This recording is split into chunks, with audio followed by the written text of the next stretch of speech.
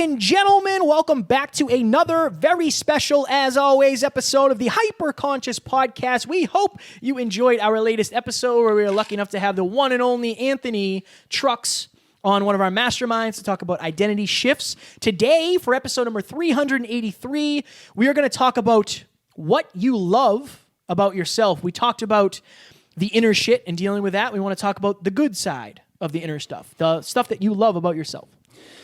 So, quick story. I was with a friend, right? I was with a friend and now a client, and I was just asking her questions about what do you love about yourself? And I remember she had a really hard time answering that. And I said, okay, let's narrow it down. What do you love about your physical appearance? And this person is very beautiful. And she couldn't really come up with almost anything. And it was really hard for her to come up with a few things. Timer. Eventually, she came up with a few. I said, okay, can you name something? And if you're willing to be vulnerable and open, it will stay here. I promise. I won't tell anyone the specifics of what you're saying. And she said, I asked her, what do you dislike about your appearance? She could rattle them off, man. There was so many things. She was like, this, and this. And it's like, oh my God, this person's gorgeous. The whole world, from my perception, thinks this person's gorgeous. And she can name off the cuff so many things she dislikes about her physical appearance, and only like 2 or 3 was really hard for her to come up with about things she loved. And we've since reversed that like quite a bit, and her self-esteem and confidence is through the roof these days in a very positive way. But I remember thinking to myself, like, wow, like you're subconsciously telling yourself these things all the time. And what I realized when I asked this question and how hard it was to answer, has anyone ever asked you a question where it's really hard to answer it because you've never thought of it before? Oh, of course. That's a big tell of like, oh, you've never really thought of that. You never thought of what you love about yourself. Let's think about what we love about ourselves, genuinely, not from an ego, arrogant, inflated view of self-place, but the truth. I think there's a couple things. I think number one, for a lot of people, it's not okay to talk about what you love about yourself. In terms of not as far as I'm concerned, I want you to talk about what you love about yourself. Right. But depending on the circle that you've been raised in, your friends, your family, like who are the influences that you adopted your beliefs from? If your family doesn't like themselves, or if they're pretending to be something they're not, or they're doing this, or they're doing that, or they're miserable, that's going to rub off on you. And then imagine having friends that like would say like, oh, you can't say that. Like that's, you're arrogant if you say that, or who are you to say that? Then in your mind you connect like, oh, it's a bad thing to love myself. It's a bad thing to talk about the fact that I love my body, or I love my smile, or my giggle, or my silliness, whatever it is. Right. And if you don't have self-love, how do you give love? And so it's this weird thing. Like I could literally right now say 10 things I love about Kevin. Easily. Absolutely. And no one would think that was arrogant because I'm talking about you. But when we talk about ourselves, it comes off as arrogant. What if it's not, though? What if it's like genuinely, I'm really pleased with this part of my personality. I've worked hard about this. It's only arrogant if the person that you're saying it to is insecure. Well, what I think sometimes it can be an inflated view of self. If you think you're doing it honestly, right, and like with no ego, it's still going to rub somebody the wrong way, right? Because they're gonna have that belief, the belief that your client and friend had before you were able to shift that. I just had a mini breakthrough. I like to build you up because I want to see you succeed and have high self-esteem and believe in yourself. Why don't we do that with ourselves? Because I don't think a lot of people believe it. You believe it. When you say it, you believe it. And even if you were lying, I wouldn't know. But if I say like, if I was to say something about myself, at the end of the day, I know whether I'm telling the truth or not. I know whether that's actually true. Give me an example. If I was to say, like, I love my body, like, do I love my body right now? No, I don't. Right. Same, and I don't either. And again, but that's my standard. You can tell me, and this is the thing. This is where it gets tricky. You could say, like, yeah, but there's nothing wrong with your body. Like, you're in great shape. Like, you look better. But I'm basing that on my standard. Right. Exactly. Right. Exactly. And it's like I appreciate that, but like, I also know what I'm capable of. Right. And somebody could very easily say like, well, Kevin doesn't love his body. Well, that's not what it is. I don't love my current standard of where I am because I know I'm capable of way more. I think the other thing too is if you're not confident, of course it's going to be your natural reaction to go the other way. Like you're going to be down that low end of Drive to 5 where you're you lack confidence. So it's not going to be natural. Your default is not going to be to love yourself. Your default is going to be to look in the mirror and pick the things apart because that's your identity. Where if you are high on the drive to 5, you're going to love a lot of things about yourself. Almost to a detriment sometimes, I'm sure. Sometimes it is, because Right? sometimes it's an inflated view of self. I think it goes back to drive to 5. I think it does too. So many things do. So how to love yourself, why to love yourself, from your perspective, after 370 plus episodes, 380 plus episodes, we've interviewed a lot of people, we've learned a lot of stuff, we've contemplated a lot about self-love, a lot about self-esteem, a lot about the drive of 5, humility, arrogance, confidence, all this stuff. From your perspective, what is self-love and why is it so important? I think self-love, it's interesting, man. I don't know how to explain it, but like the best thing I could do is tell a story about when I really understood that I loved myself. I was walking around the kitchen. I don't remember what I was doing. I was probably making food or something, turkey and rice probably, if I had to guess. And I remember thinking to myself, by all outside standards, I don't have any of the things I used to have. Like, I'm not balling like I used to be. I'm not any of those things. And I don't have like a ton of like friends. And again, that's by design. I like to keep my circle close. The people I have in my life are amazing. But by outside standards, people would look at me and say, like, he's kind of yeah, you got a podcast, good for you. Like, is what you're doing sustainable? You weren't making a ton of money at the time, all that. But I remember thinking for the first time in my life, I felt good about me. I felt like I had become something valuable. Like, I'm doing something really good for the world. I feel like I've learned so much and I'm confident in that. I feel like I'm the best version of me at that time. I was the best version of me. Yeah. And understanding that and being able to say, like, wow, I'm very happy about that. I'm proud of myself for doing that. I think self-love is being able to admit the things that you're proud of without feeling bad. And I think the other problem is we're conditioned. If your whole life you were told you're stupid, one of the things that you say you like about yourself is not going to be that you're smart. Because it most likely wouldn't be. Now, that doesn't mean you're not smart. You probably are. Right. But you've been conditioned to think you're not. Right. And I think that's why I think it's easier to pick the crap out. Because again, like, at the end of the day, how many uber positive people do you know that are as positive as often as we are? It's pretty rare. I think we surround ourselves with a lot of that, but I think we're also attracting that because We of are, who we but are. we're also in a vacuum. I know. It's yeah, not like 100%. that. No, it's not normal. Yeah. Right? It's not like that with a lot of people in their upbringing. Like, my upbringing it wasn't bad by any means, but I know a lot of the scarcity I have is because of the way I was raised. Right. I know a lot of my beliefs are probably because of the way I was raised. Of course. Right? One of my goals with all of this, with becoming the best version of me, is so when I have a family, my son or daughter or sons or daughters or whatever, they realize, like, oh, anything's possible. And I put air into their sails because I understand what that actually does. And I think that we're all conditioned. We're all conditioned. You remember that Jay Shetty video that Amy sent us where he basically took two sisters, like several groups of two sisters, and he interviewed them and asked them, what don't you like about yourself? And they said all these things. And then he said, can you please go and say that to your sister, as if you were saying it to them? And they were like, no, I would never say that. And he said, well, why are you saying that to yourself? And then he did the opposite. He had the sisters write down all the things they love about their bigger sister. And they told them to the sister, and every sister, like not everyone, but several of them cried. It's like a really, really powerful video. Go Jay Shetty for that. Because it makes you realize your little sister looks up to you so much. And of all these amazing qualities about yourself, but yet all you focus on is the crap about yourself. And then when you want to say that to your little sister, you're like, no, I would never say that to her. But yet you're saying it to yourself every day. Because it's normal. It's freaking fascinating. And it doesn't hurt anybody else. Yeah, but you're hurt. It does, though. So it does. Yeah, but not in the moment. I know, exactly. And I think that if we can connect that, I often use this analogy. It's like when life squeezes you, what is inside is going to come out. Like if you squeeze an orange, only orange juice comes out. You're not going to get apple juice out of an orange. Right. And lately with COVID, and you and I talked in the preamble or the pre-preamble about not having the gym and how that's how we deal with stress. And we're going to do an episode on that. But I think some of my junk has come out lately because I'm being squeezed in a way I haven't been squeezed in ever, because we're doing more than we've ever done and we're in arenas. I told Emilia recently, we were finished making love, and I literally said, like, I've never been here before. this is new territory for me in terms of my vulnerability. Like the amount that I love her and cherish her is like beyond anywhere I've ever been. And I told her how scary that was. It was a really scary, vulnerable place because not only it's beyond, I can tell it's like, whoa, this is new. I've never felt this way before.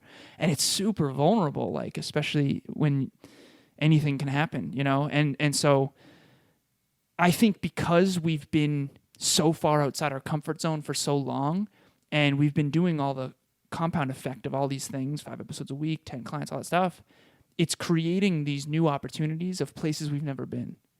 Like Dean Graziosi, having him on the show, it's like that's one example of like this is beyond what we've ever done, and it's showcasing junk that we never saw before. Yeah. And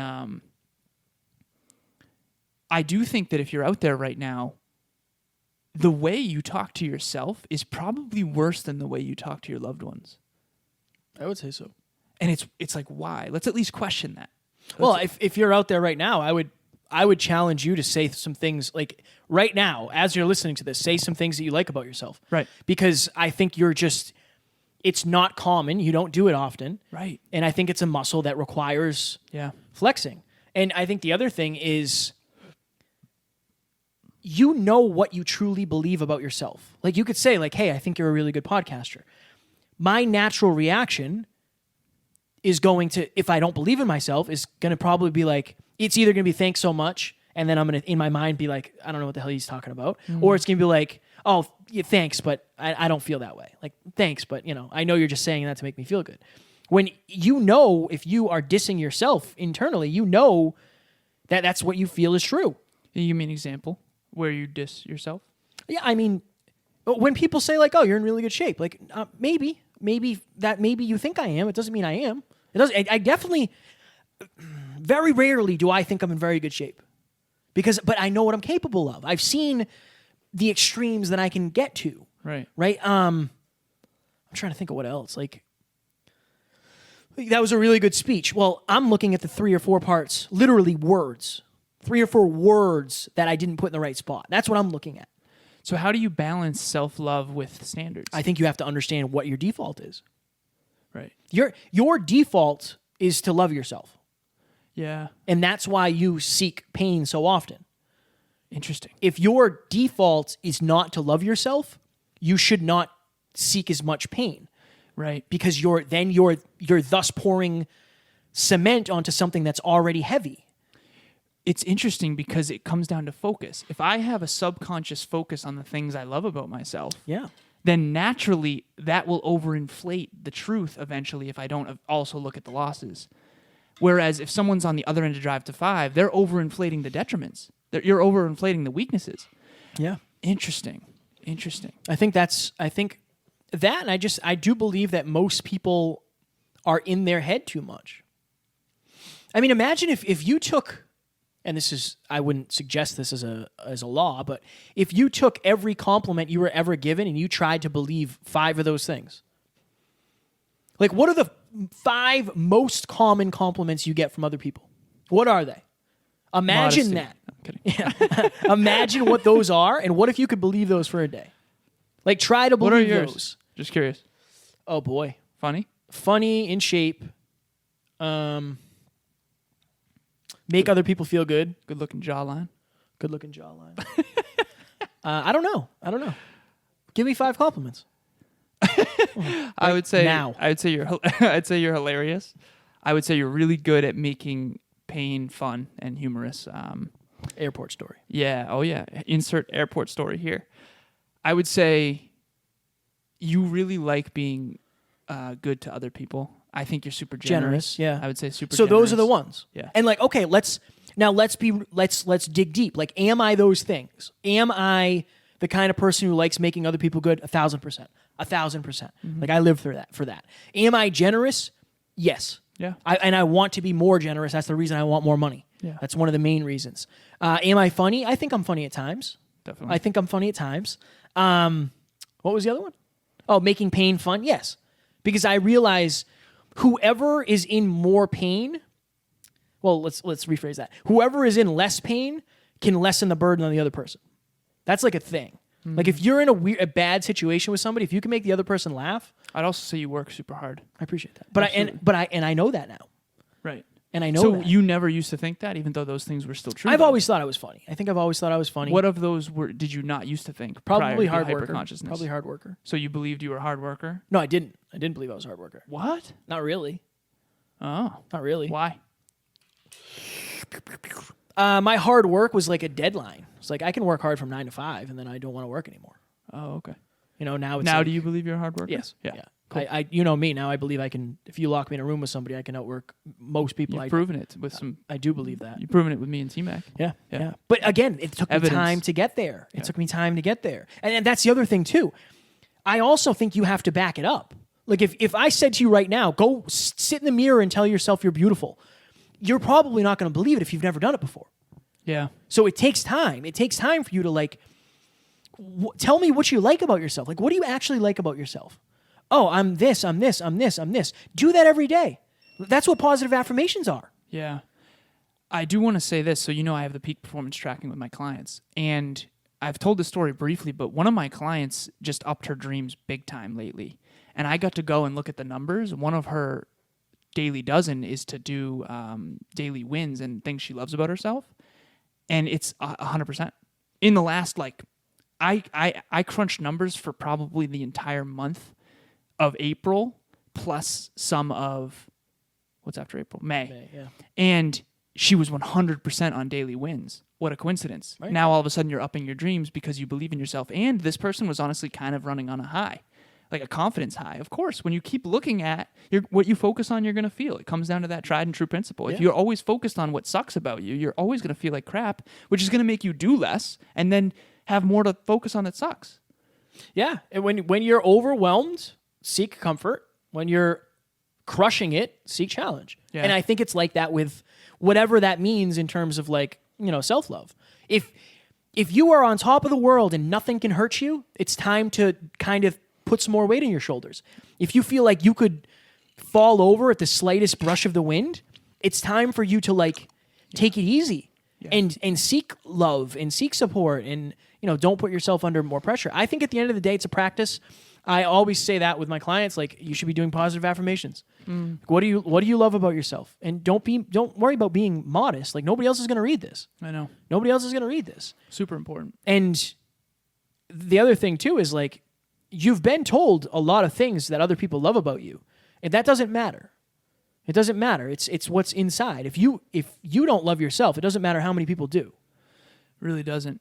And there's so many examples of really, really famous people who ended up committing suicide. Yeah. And, I know that there's other factors in the brain and neuroscience, but maybe they were too focused on what they didn't like about themselves instead of all the blessings. Yeah. So, and I think this goes hand in hand with digging up the inner crap, because if you did that in the last episode and you're like, oh my God, I have all these things I have to fix. Okay, but what about the things that you don't have to fix? What about the things that are making incredible changes in your life and affecting other people and influencing other people? Make sure you focus on that too. We always talk about the pain, and maybe we don't talk about it enough. We probably don't.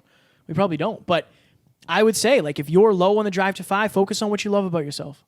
Genuinely put time aside every day to do that. 10-second blip. 10-second blip. It doesn't matter how many people love you if you don't love yourself. It starts with you. Fire. I would say if you wouldn't say it to the person you love most, be careful if you're saying it to yourself. Fire.